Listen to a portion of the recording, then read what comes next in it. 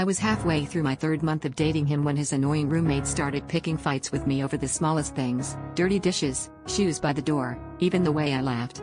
She'd glare at me when I came over, slam doors, and once called me a homewrecker under her breath when she thought I couldn't hear. He'd just shrug and say she was going through a rough patch, that she was family. It got to the point where I almost stopped coming over, but every time I tried to pull away, he'd reel me back in with apologies and promises that things would get better. One night, I showed up unannounced with takeout, hoping a surprise dinner might break the ice. The apartment was weirdly quiet, and as I set the food down, I heard voices coming from his room.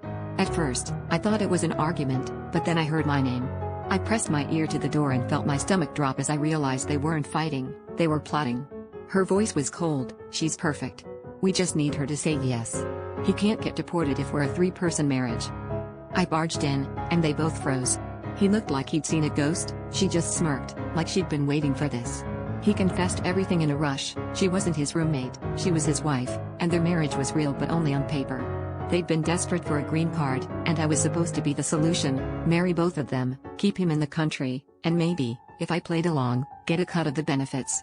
Suddenly, every weird moment made sense: the late-night calls in another language, the paperwork on the kitchen table, the way she always watched us, never joining in but always there. I wish I could say I stormed out and never looked back, but part of me hesitated. I'd fallen for him, for the life I thought was real. The idea that he'd used me hurt, but the deeper cut was realizing I'd ignored every red flag because I wanted to believe his love was genuine. As I stared at both of them, waiting for my answer, I realized I had to choose between the fantasy I wanted and the reality I'd just uncovered.